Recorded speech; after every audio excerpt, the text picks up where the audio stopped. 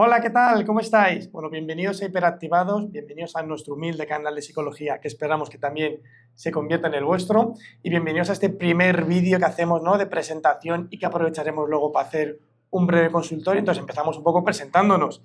Es Jessica Sanz, Ángel Terrón, Lucía Anguiano, yo soy Alberto Jiménez y formamos parte, ¿no?, junto con muchas más compañeras, de Educar, que somos una entidad psicológica que llevamos trabajando desde hace más de ya casi 12 añitos y que fruto un poco de toda la formación, de toda la especialización que tenemos de trabajo en salud mental, pues que nos gusta, con proyectos que hemos hecho también con colegios, con el CSIC, pues creíamos que era muy importante poder hacer un canal, un poco de divulgación donde hablemos un poquito de psicología de manera cercana, ¿no?, con vídeos cortos de unos 20 minutitos para que tampoco sean súper pesados, pero que sea riguroso también, es lo que queremos, ¿no?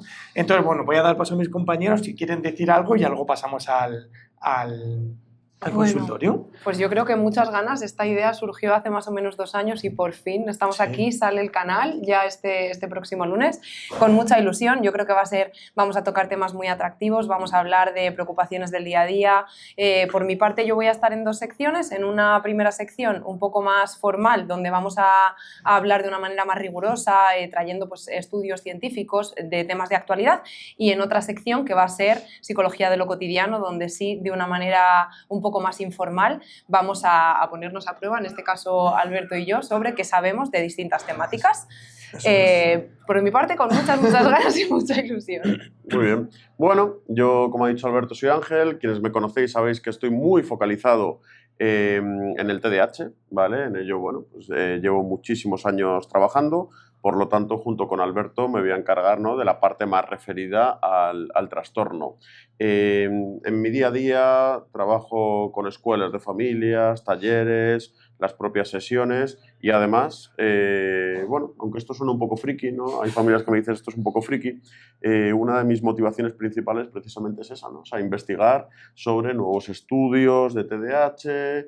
Incluso, ¿no?, también hablaremos un poco de cuáles son los procedimientos que tradicionalmente se han utilizado, ámbito escolar, bueno, realmente, ¿no?, todo aquello que podamos aportar y que el tiempo lo permita. Eso no quita que, bueno, también en mis tiempos libres, ¿no?, me gusta reflexionar mucho y entonces habrá momentos, ¿no?, en los que se planteen vídeos. También aprovechamos, ¿no?, para, perdonad, para hablar, que nos sigáis en redes, ¿no?, que dejamos por aquí nuestras redes, porque sí queremos que haya una sección donde una de ellas, por ejemplo, Ángel va a dejar como su firma, su reflexión, porque creo que también que es interesante aportar algo más, ¿no?, de TDAH. Justo.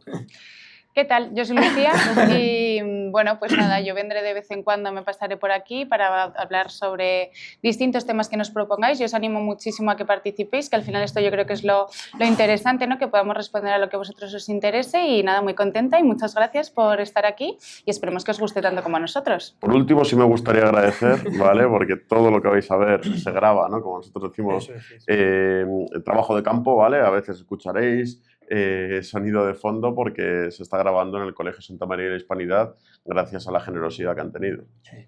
Además vais a verlo, ¿no?, que como decía Jessica, llevamos como año y medio preparándolo, hemos empezado a grabar, veréis que en los primeros vídeos estamos en otro set distinto, más jóvenes, que de repente en verano nos venimos aquí, que es cuando terminaron de hacer esta reforma de este espacio tan chulo. Entonces, bueno, que sepáis que dentro de nuestro día a día hemos intentado sacar un huequito para este proyecto que nos hace mucha ilusión, pero que lo llevamos a cabo nosotros y bueno, pues habrá cositas mejores y queremos seguramente mejorando. Se aceptan todas las sugerencias. Entonces, metemos cabecera, así que la metemos por primera vez y ya pasamos al consultorio, ¿vale? Venga, la cabecera.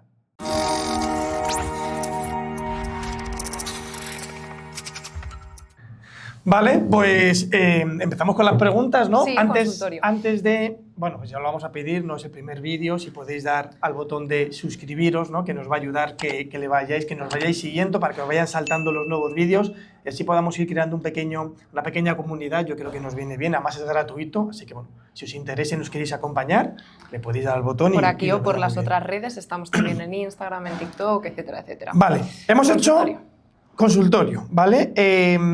Hemos hecho como temática variada, entre secciones, una medicación y una de TDAH. No vamos a poder seguramente responder a todas las preguntas que nos habéis lanzado porque han sido muchas, pero bueno, como la idea también es esporádicamente, ¿no?, ir haciendo un consultorio, que ya iremos comentando por redes, pues iremos también dando más respuesta. Entonces, ¿qué quieres empezar? ¿Por temática variada, por medicación Variada, o por ¿no? TDAH? ¿Variada? Venga, empezamos por la variada. María de M nos pregunta, ¿podéis hablar en episodios sobre trastornos del espectro autista, sobre TEA?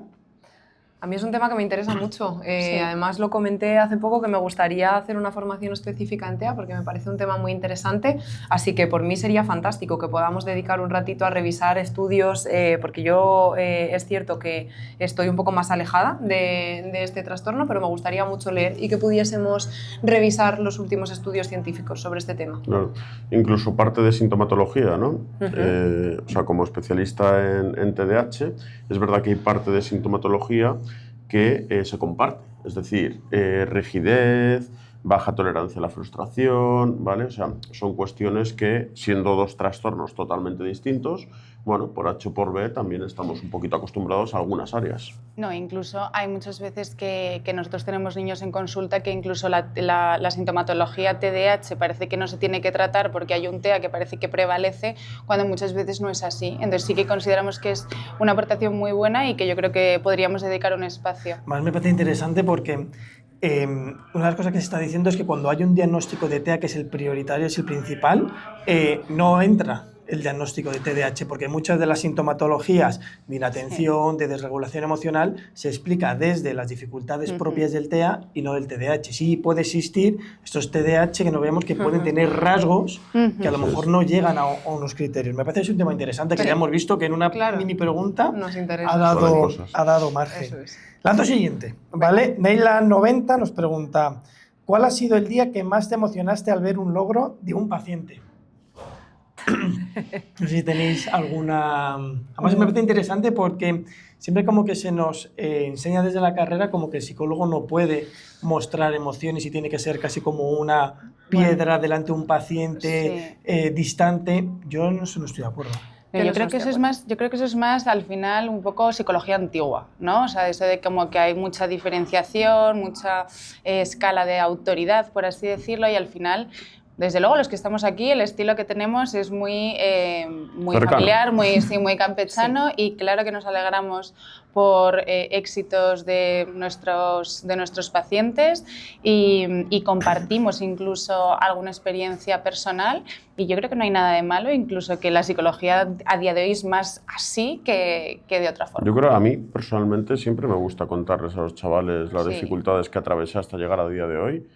Y en estos 12 años yo creo que eso sí ha ayudado algo es a vincular. Total. Que no te vean como el típico psicólogo de bata blanca, ¿no? Donde se ve muchísima distancia. No sé qué opinas, Jessica. Yo estoy de acuerdo. Yo es verdad que intento mantener también una relación bastante poco jerárquica dentro de, como tiene que ser, ¿no? En sesión, y yo recuerdo muchos momentos en los que me he sentido súper orgullosa, obviamente, de muchos avances de mis pacientes. Incluso me conecta esto con momentos en los que, como decías, Alberto, incluso en sesión te has podido emocionar de algo que ha surgido en sesión, ¿no? A mí me ha pasado de estar recuerdo 2 o 3 sesiones en las que me he emocionado y he tenido que contener, ¿no? Ahí un poco, dentro de que somos humanos y tampoco pasa nada, pero contener porque te emocionas de temas que pueden salir. Sí, y que a lo mejor te cuentan yo qué sé, cuando tenemos casos de chicos que están sufriendo bullying, ¿no? Entonces te lo cuentan y también te genera rabia porque, joder, tienes un vínculo, tienes un cariño, tienes un aprecio a ese chico con el que estás trabajando, chica, y al final, quieras que no, también no somos personas que seamos implacables, ¿no? Ante lo que te están contando. Total. Hace bien. Laura nos pregunta, ¿qué te ha impactado más escuchar de un paciente hasta la fecha? Pues a mí hay una cosa que a día de hoy me sigue impactando, que no solo lo he escuchado una vez, lo he escuchado más de una vez, que es, eres la primera persona a la que le cuento esto, ¿no? O sea, yo creo que, y eso es un tema que seguro que yo creo que deberíamos traer en algún momento, que es la soledad que hay ahora mismo en la sociedad, ¿no? Y esa incapacidad de poder comunicar nuestros problemas, nuestras dificultades, que al final nosotros, y sobre todo al principio, ¿no? Somos extraños, ¿no? Para quien viene a terapia. Y esa frase de, es la primera vez que me atrevo, ¿no? A contar esto, es la primera persona a la que le cuento esto, a mí eso me sigue todavía, ¿no? Como choqueando un poco porque me parece bastante dura esa frase. Yo casi por recuerdos personales, y nos lo encontramos muchísimas veces, pero muchísimas, cuando te dicen yo soy tonto, yo no soy capaz, ¿no? O sea, y entonces ahí, bueno, pues todos tus esfuerzos tienen que ir a hacerle ver a ese chaval que, por ejemplo, en el caso del TDAH, una función cognitiva y una función ejecutiva no tiene nada que ver, ¿vale? Ellos además, bueno, pues incluso no utilizan esa palabrita que ni es correcta ni se debería utilizar, pero bueno, ellos en el lenguaje de niño adolescente pues te vienen y te dicen soy tonto, ¿vale? Y claro, lo que hay que ver es qué hay detrás de esa palabrita, lo que hay detrás es una autoestima muy, muy baja. Yo comparto totalmente lo que habéis dicho. Sí que es cierto que me pongo también en algunas sesiones muy duras en las que se han verbalizado pues, pensamientos intrusivos que están presentes, que pueden estar relacionados con conductas de autosabotaje o con conductas autolesivas, y creo que tratar eso también de una manera pues, amable, cercana, pero creando ese espacio seguro para que esa persona lo pueda comunicar, siempre tiene un impacto para nosotros a nivel emocional. Estoy totalmente de acuerdo. Entonces voy a lanzar las siguientes para que nos dé un poquito de tiempo. Rocío MG nos pregunta, ¿el ritmo de vida aumenta la posibilidad de tener un problema de salud mental? Además, esto creo que una de las cosas, ¿no? Que fíjate, llevamos hiperactivados al canal, no solo por la rama que tenemos nosotros de trabajo con chicos con TDAH, sino porque sentimos que estamos en una sociedad hiperactivada, acelerada. Total. Muy con impulsiva mucha... también, o sea, Sí, yo siempre les digo de broma, ¿no? O sea, en esta sociedad te basta 3 minutos para físicamente pegarte con alguien en la M30, o sea, y muchas de esas personas no tienen TDAH, ¿no? O sea, yo creo que ha llegado un momento en el que la baja tolerancia a la frustración, es decir, tratar de que todo salga como a mí me da la gana, ¿vale? O como yo quiero. Esa impulsividad, la autoestima, ¿no? Porque además, mira, uno de esos vídeos que antes comentábamos, en función de un programa que vi, me llamó mucho la atención cómo estamos confundiendo felicidad con placer, ¿vale? Entonces, claro, o sea, son cosas que al final a lo que te lleva es a una profunda insatisfacción.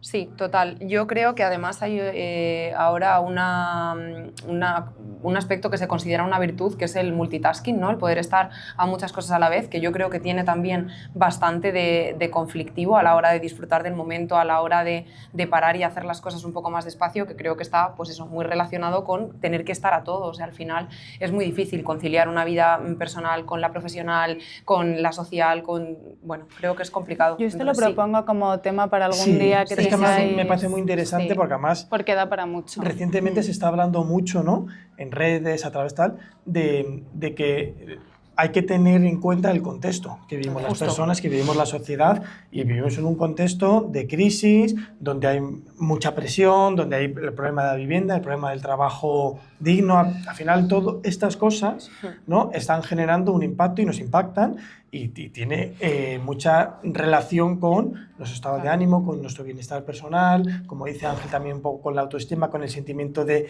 satisfacción que tengo, y eso afecta luego al estado de ánimo, el estado de ánimo afecta a cómo responde, cómo interpreto yo el mundo. Entonces hay cierta se ve como mucha más hostilidad. Esto es un vídeo que bueno, ya lo decimos, tenemos hablado sobre esto, porque ahí está.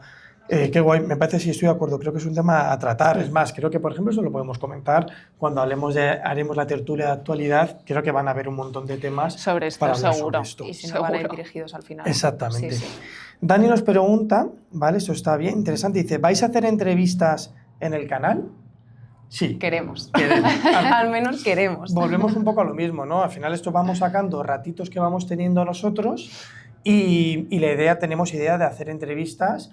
Además, bueno, pues también, por ejemplo, si nos metís en el Instagram de Educat, tenemos hace tiempo, sobre todo en pandemia y pospandemia, un montón de directos que no dejan de ser entrevistas, que bueno, que siempre queréis, si tenéis ganas de alguna, pues tenemos con Pedro García Aguado, con Rafa Guerrero, con gente más desde la crianza respetuosa, gente desde que ha tenido alguna situación que haya tenido que superar complicada.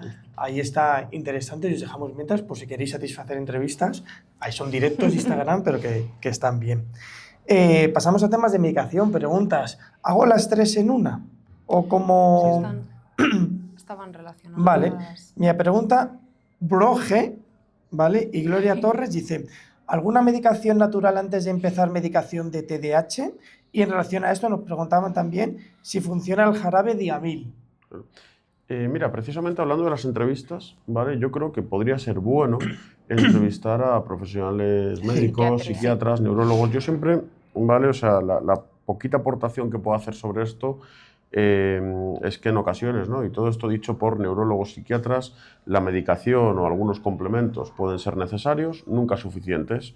¿Dónde y quién debe estudiarlos? Para mí, profesionales de neurología, psiquiatría, no sé qué opináis. Totalmente de acuerdo, totalmente de acuerdo. Creo que sería muy guay poder contar con su opinión directamente. Creo que, o sea, nosotros lo que sabemos como psicólogos, que no neuropsicólogos ni psiquiatras, es que lo que está validado como lo más eficiente es la combinación entre terapia psicológica junto con una terapia farmacológica en caso de que sea necesario, pero siempre de manera combinada, no exclusivamente la terapia farmacológica. Y en cuanto a suplementos, yo la verdad no tengo mucha idea, sí que creo que no hay ninguno que tenga una eficacia en principio. Yo creo que el omega 3 validada. tiene cierta evidencia científica, según precisamente comentaron, pero ahí pero también... hay complementos alimenticios como el omega 3, como el omega 6, como el zinc, como el magnesio, que sí que ayuda, ¿no? A muchas veces a mejorar los niveles de albamina, exactamente. Sí. Entonces, pero no son sustitutivos, en el caso de una medicación, no son sustitutivos, ¿vale? Son complementos alimenticios. Había una pregunta que es verdad que no la hemos metido, yo sé que la he visto recientemente antes de grabar el vídeo, que nos hablaba entre la relación que había entre alimentación y estado anímico, en salud mental. Y me parece muy interesante porque sí hay un montón de estudios que demuestran no cómo la alimentación no genera, porque no genera patologías más allá de los trastornos de conducta alimentaria, pero que no es la alimentación, es la relación que estás estableciendo, ¿no? Contigo, con tu cuerpo, con... el año pasado, precisamente en una escuela, estuvimos hablando de microbiota, ¿no? Sí, efectivamente, hay muchos estudios que relacionan cómo el intestino es este segundo cerebro donde se sintetiza un montón de neurotransmisores que están implicados en la regulación de las emociones, la serotonina, la cortisol. Bueno, el cortisol no está tanto en el intestino, pero que sí que modula a través del nervio vago, pero me parece interesante también que se pueda hablar de esto porque la alimentación sí que tiene. Hablamos, por ejemplo, de TDAH, se creía muchas veces que el azúcar, que los niños tomen mucho azúcar, no va a generar TDAH, pero sí, si tenemos un niño con TDAH, sí va a agravar, ¿no? Y sí le va a poner más nervioso, etcétera, ¿no? Entonces, bueno, me parece interesante. Y a raíz de esto, en la medicación nos preguntaban, que yo he tenido que mirarlo porque esto no lo había escuchado, ¿vale? Noemí HV decía, modulación transcraneal y TDAH. ¿Qué opinión tenemos sobre esto? Yo he tenido que revisar. Yo he tenido que mirar, porque ninguna. es verdad que no lo conocía. Y es interesante, pero no lo conocía. Yo he tenido que revisar, pero científica, Faltan muchos estudios, ¿vale? Parece ser yo lo que he visto, la estimulación de la modulación transcraneal es que te ponen un gorro, ¿no? Y con una especie como de imán muy potente te generan un campo magnético en determinadas zonas, que por ejemplo en el TDAH es en la zona del prefrontal, que sabemos que el prefrontal es una zona donde en los niños con TDAH está hipoactivada, está a niveles de energía más bajito. Entonces, te ponen una bobina, esa bobina genera un campo magnético, ese campo magnético al final lanza unos impulsos eléctricos que lo que hace es estimular a las neuronas que se encuentran en esa zona donde está situada la bobina. Porque la medicación lo que viene a hacer es generar estimulantes para despertar a las neuronas para que el cerebro no esté tan hipoactivado, sino que esté en un nivel de activación mucho más óptimo. Eso lo que viene a hacer es eso, es activarlas para que hagan esa función. Problema, uno, que no hay evidencia todavía suficiente, parece que es un campo de estudio prometedor, pero que lo que yo leía es que, claro, lo hacen, tiene unos efectos que se ven cuando haces una tarea, como es verdad que esa zona de las neuronas se está activando de una mejor manera, pero cuando retiras el campo magnético, se mantiene durante muy poquito tiempo y entonces pierde. ¿Qué se dice? Bueno, pues que a lo mejor con sesiones repetidas durante varias semanas, 5 o 6 semanas, se puede mejorar. Pero esto, claro, falta muchísimo estudio. Yo lo que he leído añadido a eso, que muy similar, ha sido una revisión bibliográfica donde también hablaban de esto, sí que hablaban de un tiempo de duración de aproximadamente 7 días, siempre en combinación con estimulación cognitiva, donde el paciente realice tareas de estimulación cognitiva de manera activa, de manera manual, y luego lo otro que he leído es que no hay evidencia, se necesitan obviamente más estudios, pero que también al situar la bobina en la parte prefrontal y estar todas las áreas interconectadas, como que no se puede saber que verdaderamente se está provocando una estimulación exclusivamente en un área cerebral, sino que al final es algo más generalizado. Se estaba estudiando sobre todo mucho, no solo para TDAH, sino para depresión principalmente, para ver cuáles eran los efectos que tenía la medicación antidepresiva cuando en el cerebro de la persona, ¿no? Entonces, bueno, es interesante para hacer una revisión y seguimiento, pero es verdad que ahora mismo, como llevado a la práctica, esto podríamos hablar, Ángel, un día de temas de neurofeedback, estimulación cognitiva, que también es interesante. Entonces, bueno, pasamos obviamente a muchas preguntas de TDAH. Como digamos, tendremos una sección, será martes de TDAH, donde nos acompañará Ángel y dedicaremos muchas preguntas. No sé qué tal vamos de tiempo, porque no lo hemos puesto. ¿Vale? Pero bueno, Estrella Fugaz nos pregunta. Bueno, estamos de vuelta, porque como os decimos, como eso es un poco caserillo, fíjate, nos ha pasado que la cámara se ha sobrecalentado y se nos ha cortado.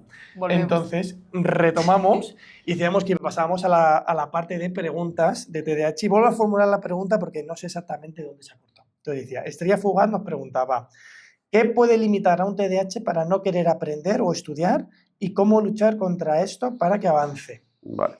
Esto da para mucho, pero... Sí, vamos a intentar ser muy sintéticos. La realidad es que no podemos, ¿vale?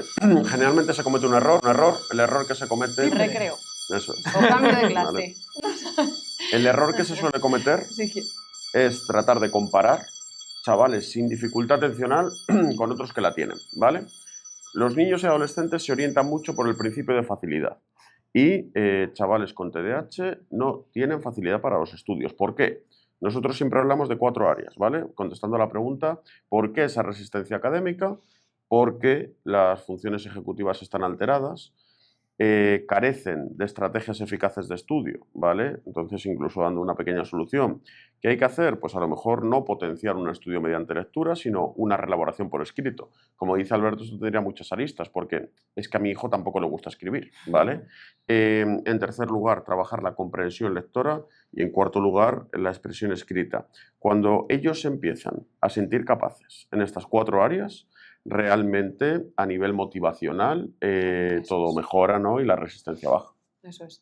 Yo solo añadiría lo que hablamos siempre, que el factor común que encontramos en este tipo de chicos suele ser la baja autoestima y la falta de motivación, ¿no? En parte por lo que solemos contar, que al final llevan una mochila de experiencias negativas a su espalda, de sentir que no son capaces de abordar el temario o la parte académica, bueno, pues que también es complicado desaprender para aprender una cosa nueva, ¿no? Que sea más útil. Total. No, pues seguimos. Siguiente pregunta, que me parece muy interesante y para aportar más. Embaldo, ojo, tema.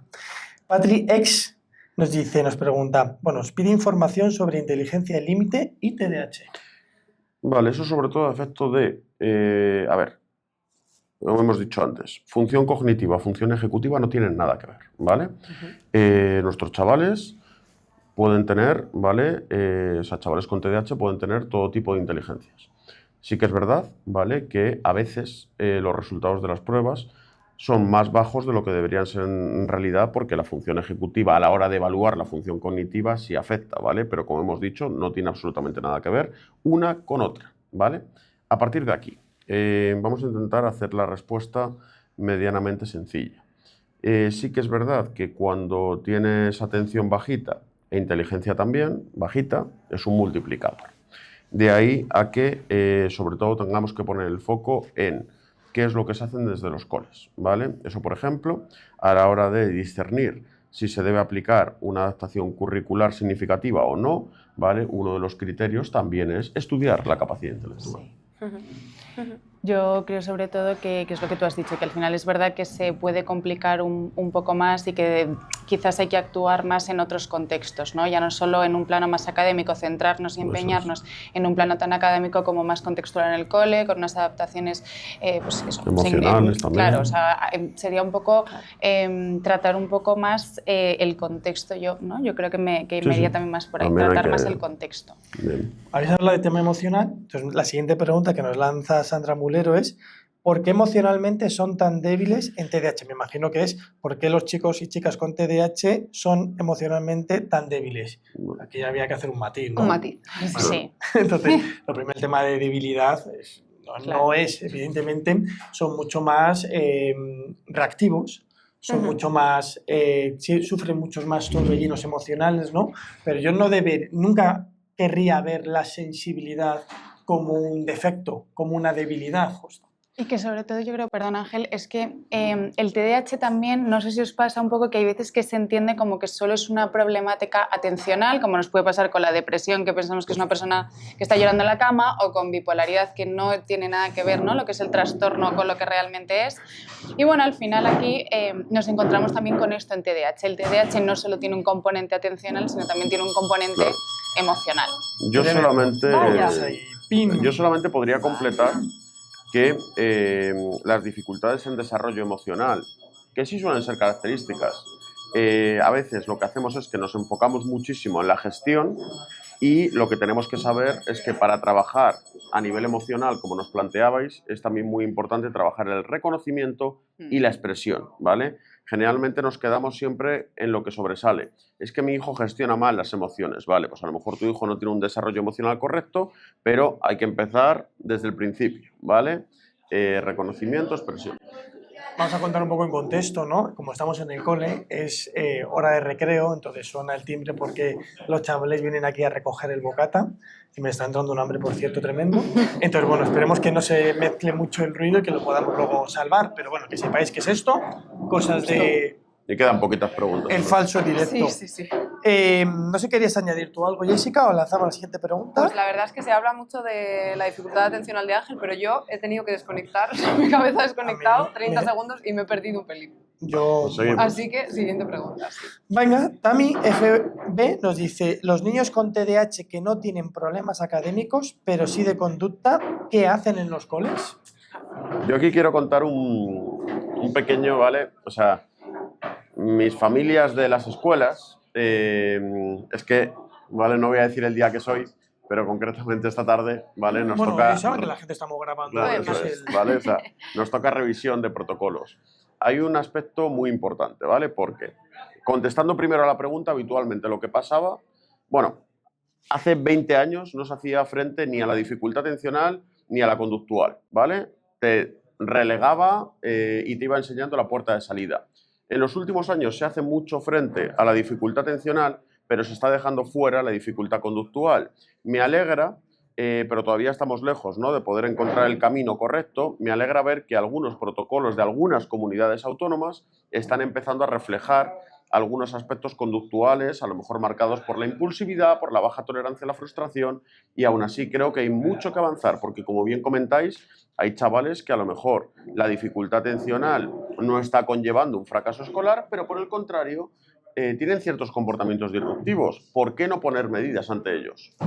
Qué buen fichaje tenemos para martes de TDAH, que por cierto, primer vídeo será el martes 4 de marzo, así que nada, os esperamos a todas y a todos.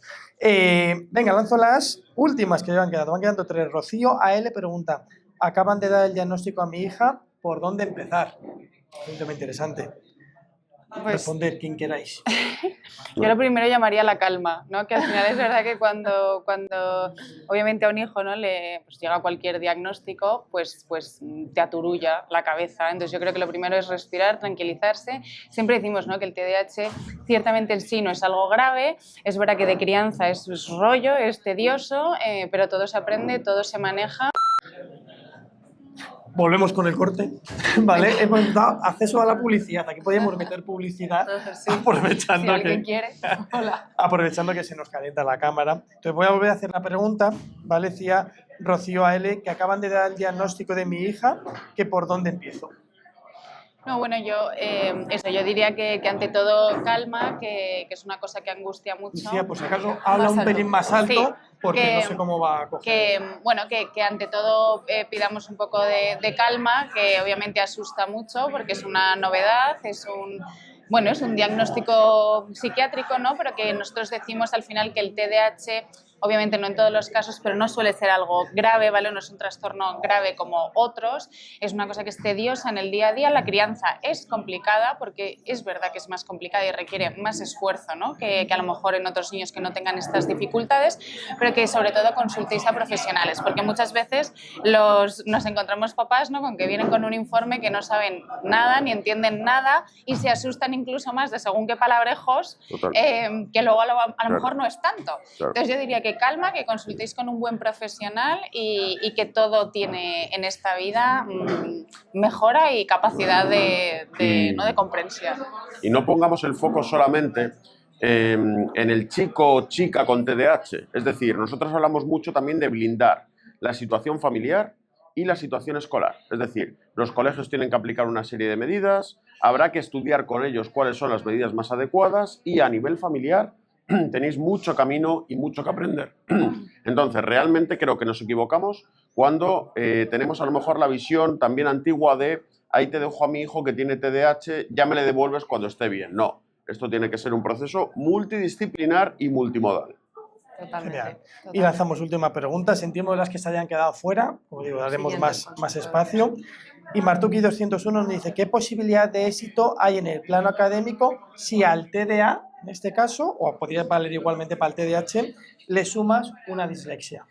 Es que habría que hablar de lo que es éxito. O sea, para mí éxito es un chaval que tiene hábito de esfuerzo, un chaval que va desarrollando competencias. El éxito no es que saque un 8, un 9, un 10, ¿vale? Entonces, teniendo esto claro, por supuesto que trabajando las 4 áreas que antes hemos comentado, más luego lo específico de la dislexia, el chaval puede y debe conseguir sus objetivos. Totalmente, totalmente de acuerdo. Creo que hay muchas cosas más allá de las posibles dificultades que haya por un diagnóstico, ¿no? Creo que hay muchas competencias, como tú estás diciendo, muchas habilidades e incluso que salen de lo propio académico que determinan un éxito futuro y no lo podemos reducir tampoco solo al marco educativo, ¿no? Creo que hay que mirar más allá.